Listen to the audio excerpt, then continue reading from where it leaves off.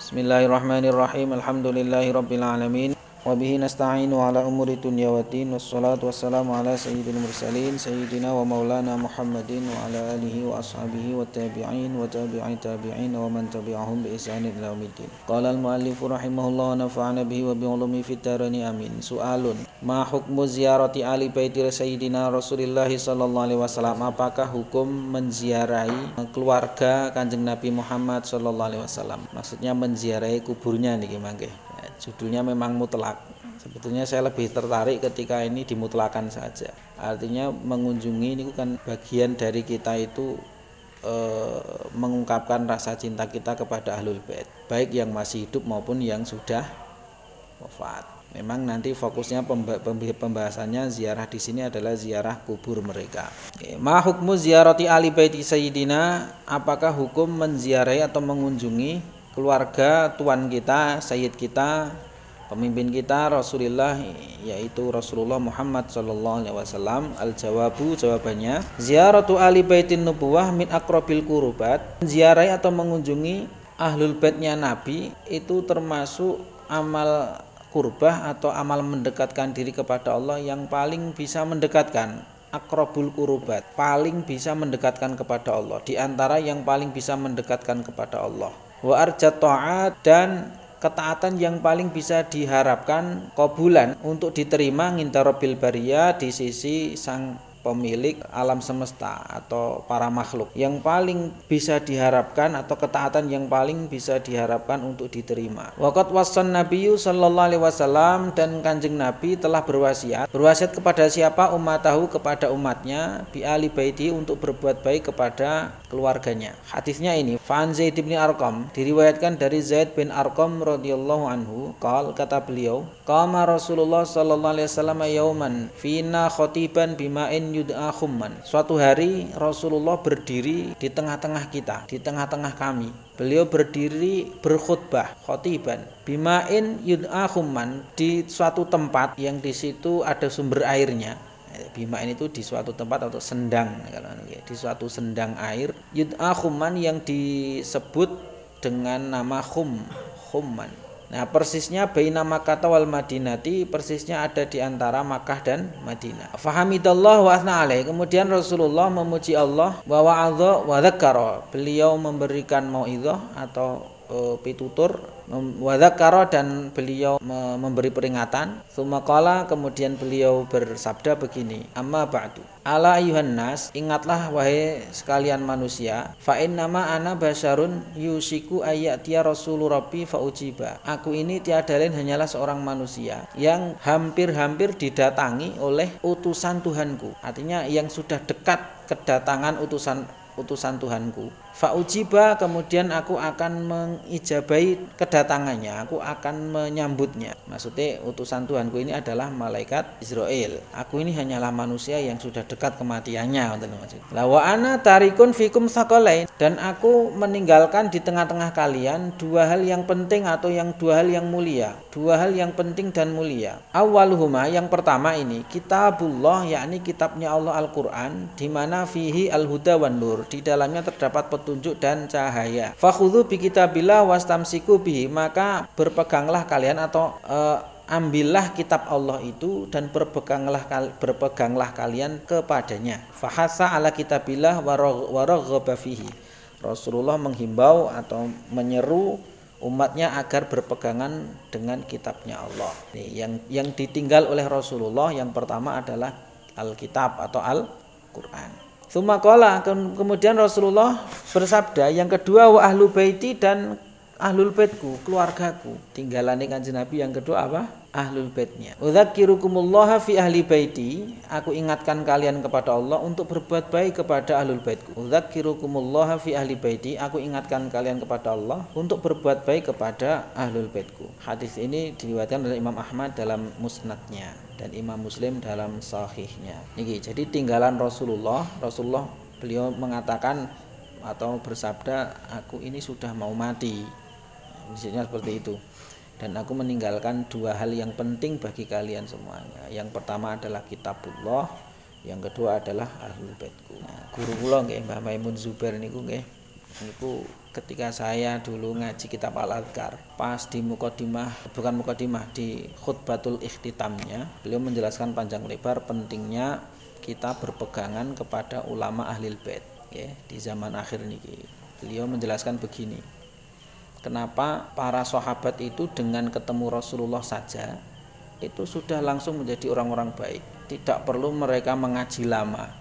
Cukup melihat Rasulullah langsung jadi sahabat. Kita tahu dalam keyakinan Ahlus Sunnah wal Jamaah, semua sahabat kulluhum udul, semuanya adalah orang-orang baik.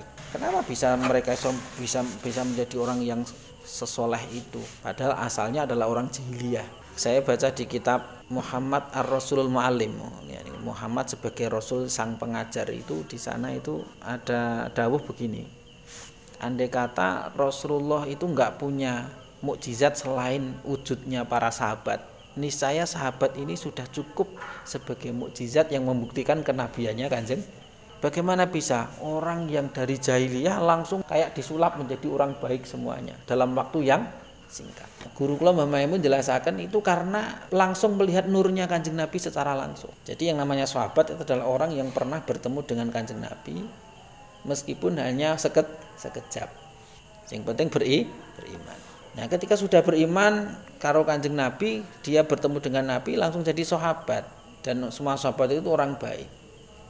Ini keyakinan Ahlus Sunnah wal Jamaah. Setidaknya mayoritas lah.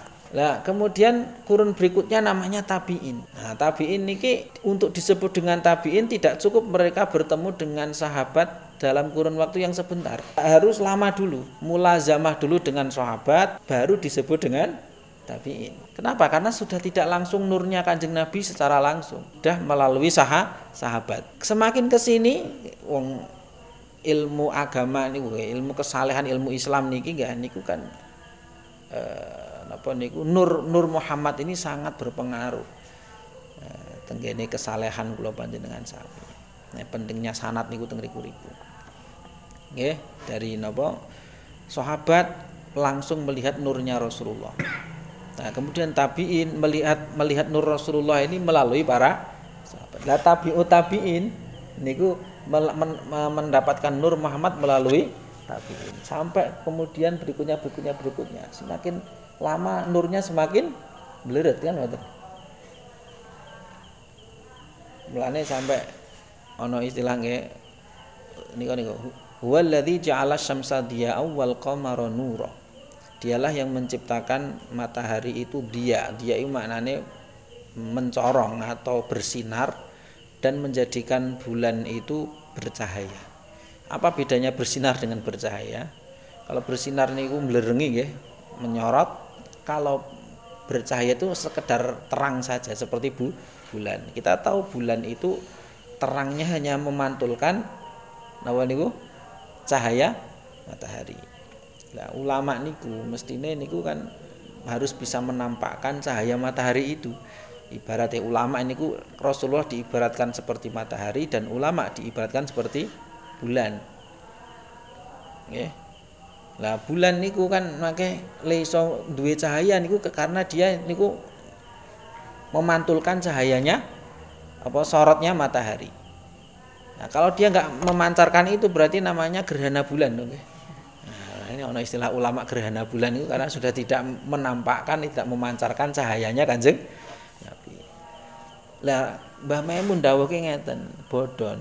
Nek ulama ahlul bait itu mereka itu memiliki dua nur ilmu dan nur nasab. Secara kenasaban niku secara darah mereka membawa nurnya Kanjeng Nabi nggih, dengan ilmunya jelas.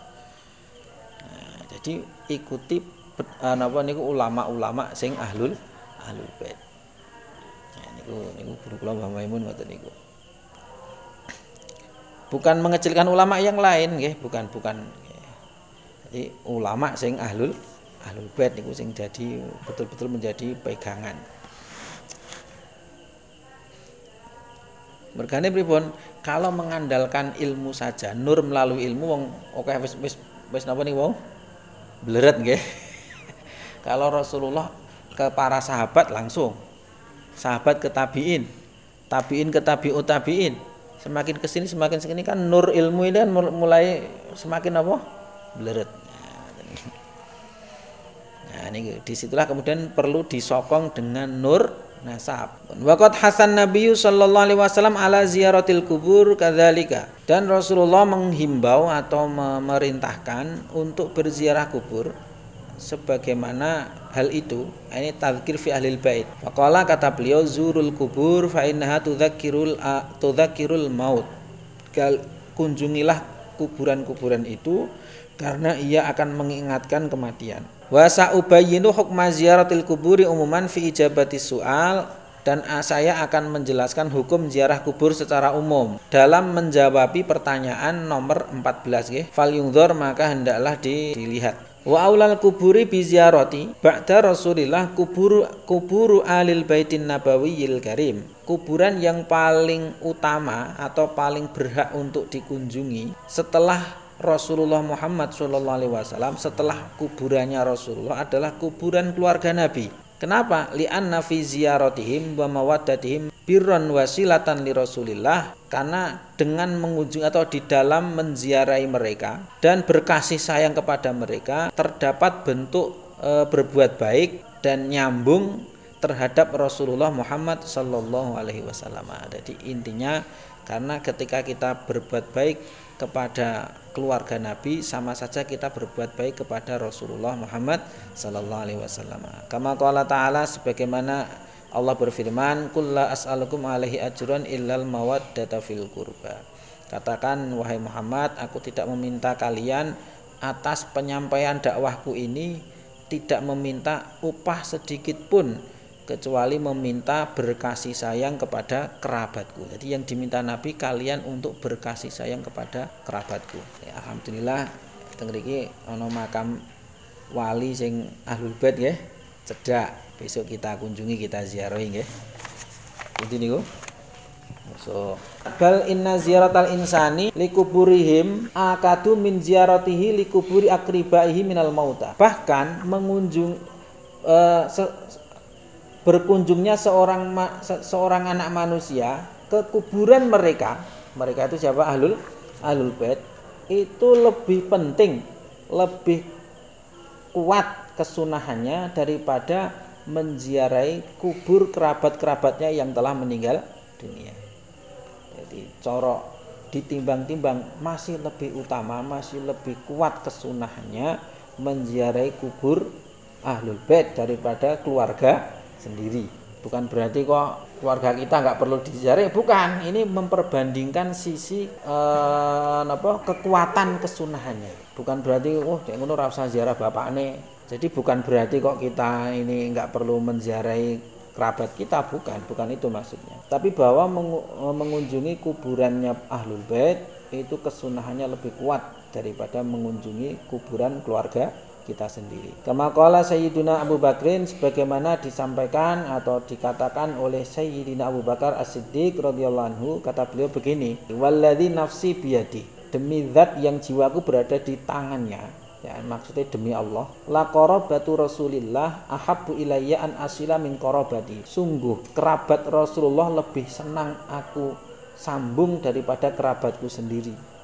Aku berbuat baik kepada keluarga Rasulullah, kerabat Rasulullah itu lebih aku senangi daripada berbuat baik kepada kerabatku sendiri. Beliau lebih mengutamakan kerabat Nabi daripada kerabatnya sendiri. Niki Sayyidina Abu Bakar sing dawuh. An asila niku nyambung maknane berbuat baik. Jadi silaturahim niku nggih, itu kata yang sangat jamek.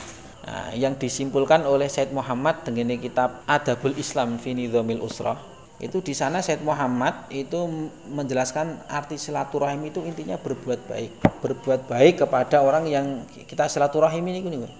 Berbuat baik dengan cara apapun, qaulan wa fi'lan. Mengunjungi ini hanya salah satu bentuknya saja. Jadi jangan disempitkan makna silaturahim ini maknanya apa? Mengunjungi atau berkunjung saja, itu hanya salah satu bentuknya saja. Prinsipnya silaturahim itu adalah berbuat baik. Nah, makanya ini cara menerjemahkannya, demi zat yang jiwaku berada di genggamannya, bahwa kerabat Rasulullah itu lebih senang aku berbuat baik kepada mereka daripada kerabatku sendiri. Saya lebih senang berbuat baik kepada kerabat Rasulullah daripada berbuat baik kepada kerabat saya sendiri. Bukan berarti Sayyidina Abu Bakar tidak baik kepada kerabatnya loh niki. Jenengan niku memang jenengan ingat niku nggih kisah haditsul ifki ketika Sayyidatuna Aisyah niku beliau digosipkan nggih, digosipkan berselingkuh. Niku kan sing menghembuskan gosip itu adalah salah satu kerabatnya Abu Bakar sendiri. Yang setiap hari beliau niku memberi makan dia. Dia makannya ikut Sayyidina Abu Bakar, tapi dia tega menggosipkan siapa? Sayyidah Aisyah, putrinya Abu Bakar, telah berselingkuh. Sampai namanya kalau nggak salah Mistah, kalau nggak salah niku. Dia sampai Rasulullah niku Abu Bakar sampai berniat untuk berhenti. Pokoknya aku arep leren, saya berhenti menjamin kehidupannya itu tadi. Siapa Mistah kalau nggak salah itu. Tapi kemudian diingatkan oleh Rasulullah ini ya, ini betapa Sayyidina Abu Bakar mengatakan ini bukan berarti beliau itu enggak baik kepada kerabatnya. Dia tetap baik kepada kerabatnya. Wong sing menuduh selingkuh putrinya saja tetap beliau tetap berbuat baik. Ini Abu Bakar. Beliau memerdekakan banyak budak. Itu Sayyidina Abu Bakar. Tapi beliau mengatakan bahwa saya itu lebih senang berbuat baik kepada kerabatnya Rasulullah daripada berbuat baik kepada kerabat saya sendiri. Ini memperbandingkan saja, bukan berarti orang ngelakoni, bukan berarti kok tidak baik kepada kerabat, bukan. Padha karo ngaji karo wirid niku apik ngaji, bukan berarti kok terus ra wiridan blas kan ngoten nggih. Nah, pengertiannya enggak seperti itu. Wa qala Abu Bakrin, dan Abu Bakar juga berkata radhiyallahu anhu aidon, kata beliau urkubu Muhammadan fi ahli baitihi. Berbuat baiklah kalian kepada Nabi Muhammad melalui keluarganya. Ini cara terjemahan muradnya seperti itu. Urkubu ay hafidhu maknanya jagalah Muhammad di dalam keluarganya. Ini maknanya berbuat baiklah kepada Nabi Muhammad melalui keluarganya atau melalui berbuat baik kepada keluarganya. Urkubu Muhammadan fi ahli baiti. Padha karo nika hadis inna sanurdika fi ummatik. Sungguh aku akan membuatmu ridho melalui umatmu. Wa alaihi, sesuai dengan penjelasan ini, fa inna ziyarata kuburi ali baitin nabiyil kiram mustahabbatun. Maka menziarahi kuburan keluarga Kanjeng Nabi yang mulia-mulia itu adalah disunnahkan. Wa aula min ziyarati kuburi aqaribina, bahkan lebih utama daripada menziarahi kuburan kerabat-kerabat kita sendiri. Fa qarabatu Rasulillah ahabbu ilaina min qarabatina, karena kerabatnya Rasulullah lebih kita cintai daripada kerabat kita sendiri. Wallahu taala a'la wa alam nggih.